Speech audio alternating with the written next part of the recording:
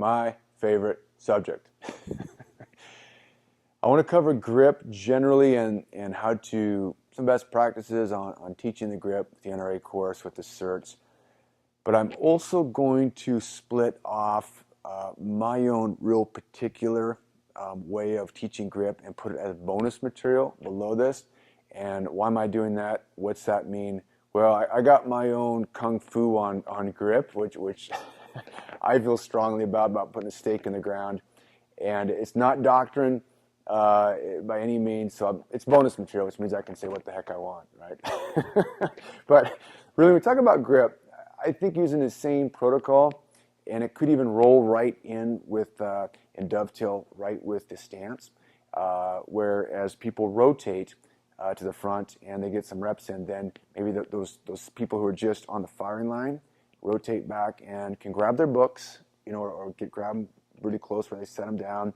Maybe you have a pen too. You can tell them that, bring your writing implement so you can make annotations, note up, own your book and what have you, and go through it. Because the grip, as you can see in the the material, the NRA guides, the basic guides to pistol shooting, there's good material in there they can reference and cross-reference to establish that grip. Like I said, I do encourage you to take a look at the bonus material because I got some ideas on there I think might be helpful. One drill you can do with grip is you can dovetail it with a natural aiming area, because one of the functions of grip is consistency. You consistently align that cert, the pistol, so it's not to take anything away from sight alignment, but obviously a good grip substantially help out aligning those sights, or if it's close enough, just using their natural aiming area to hit closer targets. So one drill you can do right away is to have them, establish their grip, right? They have their stance, and you can have them look at the target, right? Look at the target. They can present out or just do the simple lift up, right? And close their eyes, break a shot, pin the trigger back, open up, and see where they're at. Simple drill. It's fun. It really gets them tuned into the feel of the pistol, how it feels in their hands, and how that feeling translates into aligning that muzzle on their target. And set them up to win on this. You don't want to make it too easy, but if it's 3, 4, 5 yards and say your target's in an 8.5 by 11 sheet of paper, I mean, it should be amazed on how well and how good they can get. Close your eyes, present on target as you just saw it, break that shot, and open up. It's like, okay, good. And they'll be off. You do that a few times. It's a quick win. People like it. Gets them involved. It gets some action going on. They get some feedback. And they start understanding the power of how a good, consistent grip can align that muzzle. Another drill I want to interject with the grip module is using a water bottle or other similar type of device to simulate the recoil, that impact. As you can see in the bonus material, I talk heavily on how we don't want to contract more muscles or less muscles when the boom goes off. All right?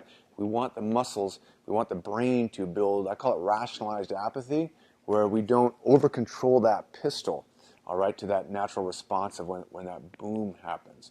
And a very effective way to do that is to kind of baby step the shooter's way into feeling that recoil, how it feels, all right? So as you can see behind me here, here's some live footage of a class, some new shooters in a draw from the holster class we did with the through the NRA at the Great American Outdoor Show recently, and this works really, really effectively. It's a little bit time intensive. It's hands-on, but you need to be hands-on with your students anyways. But while the students are doing the drill, you take the protocol is pretty simple. You just take a water bottle.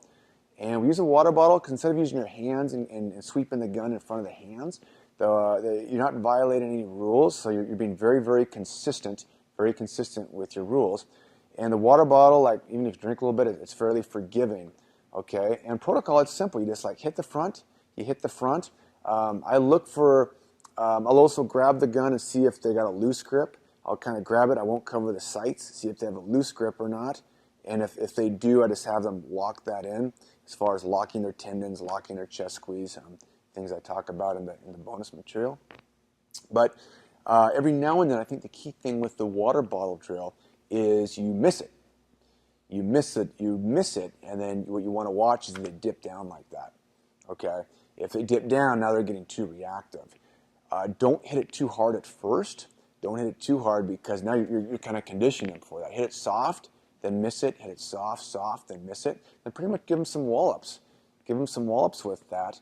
Don't go too far into their own personal space, just because you don't want to hit them in the nose or anything crazy like that. But also you don't want them to get a false sense of, the gun or anything around that is going to, violate their face while our senses are.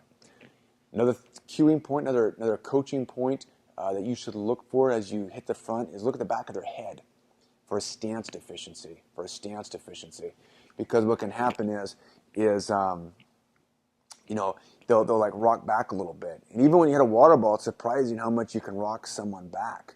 All right, so as we talked about in the breathing module, you generally don't want that because that can affect the point of aim, your natural aiming area considerably. So if they're down there, good locked in stance position, that they won't be rocking back as you put that force upon them, through the water bottle or impact device. So, all right, my friends, grip, grip, grip. Let's get after it.